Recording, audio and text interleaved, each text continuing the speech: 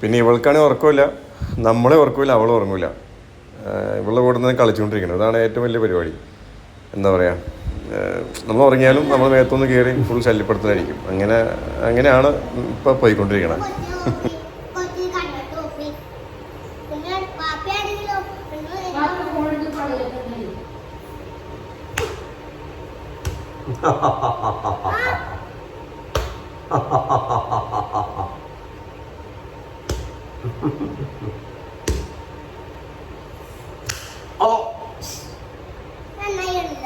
അതെ, ഞാൻ ഉമ്മിനകത്ത് പറഞ്ഞത് ശരിയാക്കില്ല.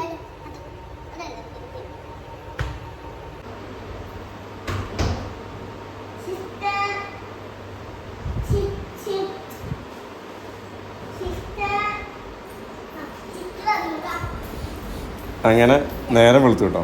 നേരം വെളുത്ത് ഇവള് ഏറ്റവും ഫസ്റ്റ് ഇവളാണ് അണിക്കുന്നത്. അന്നേരം നമ്മളെ വിളിച്ചെടുപ്പിക്കണം. പിന്നെ എൻ്റെ ഇടയിൽ പിന്നെ ഡോക്ടർക്ക് വന്നു, ഓൾറെഡി ചെക്കപ്പിന് വന്നു. പിന്നെ കുഴപ്പമുണ്ടായില്ല, 2 ദിവസം കിടക്കാൻ പറഞ്ഞു. അങ്ങനെ പിന്നീട് ഇവള് പല്ലേക്കണ പരിപാടിയാണ്. പല്ലേക്കാൻ ഭയങ്കര മടിയാണ്.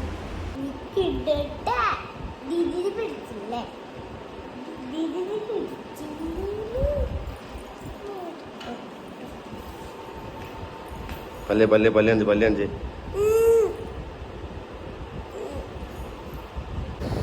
പിന്നെ ഇപ്പോൾ ഡെയിലി പല്ലേക്ക കൊണ്ട് തന്നെ ഫ്രണ്ടിൽ പല്ലൊന്നുമില്ല.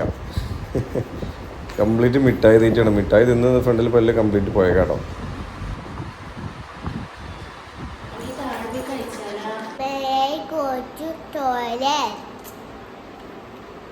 ഓക്കേ ഓക്കോ.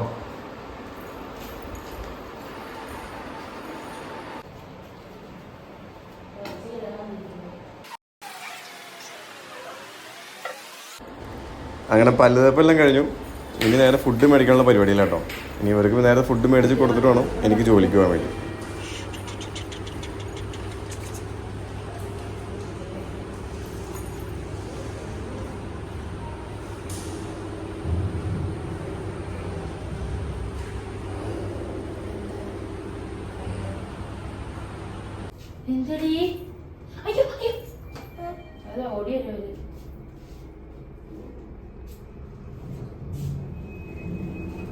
ഇവളാണെങ്കിൽ നടക്കൂല കേട്ടോ.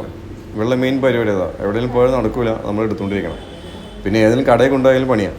മീൻസ് ഐസ്ക്രീമും ചോക്കോബാറും തന്നെ മേടിച്ച് കഴിക്കുള്ളൂ.